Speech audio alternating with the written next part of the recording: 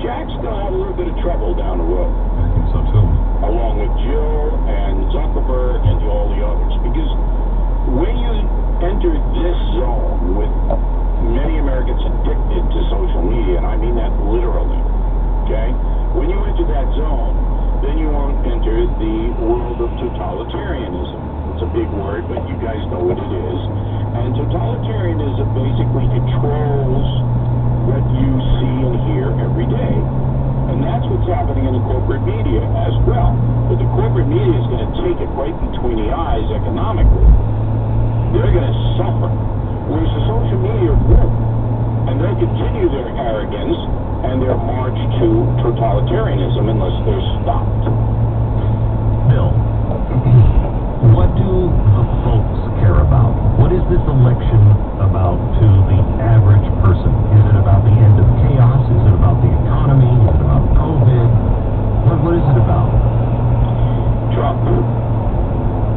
That's what it's about. It has nothing to do with Joe Biden. Nobody's jumping up and down saying we got to have Joe Biden as president. No one, not even Joe Biden. So they're all right, okay, I'll get a nice expensive town.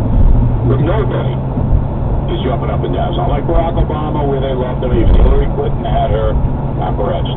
Joe has nobody except maybe Hunter who's gonna run wild. So it's about Trump.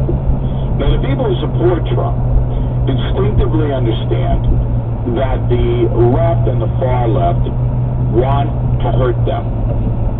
Literally hurt them.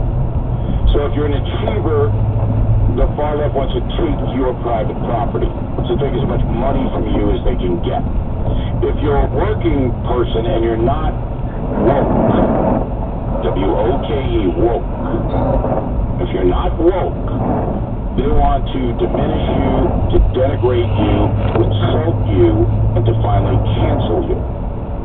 Trump supporters know that, which is why he's competitive at this point.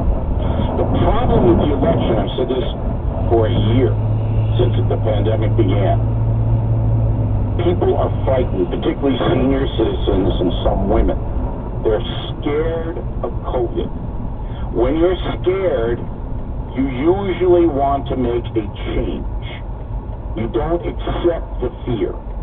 You try to make a change. And I think Trump's going to lose some senior votes because of COVID.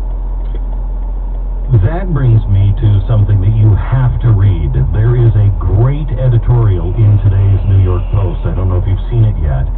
A sober examination of Cuomo's records on COVID, written by, I think it's Stu, somebody or other.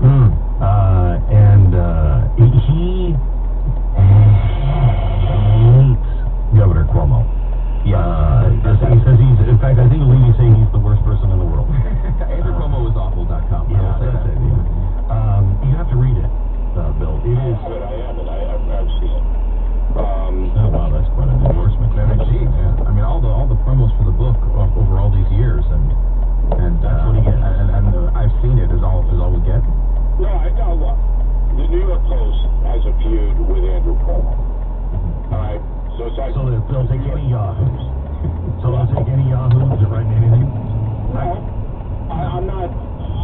What I saw when I live here. Yeah. What I saw with Cuomo was a duality. All right, he was effective in getting a message across to people that you should not do the lambada in great numbers with each other. Okay? That helped. But he made a few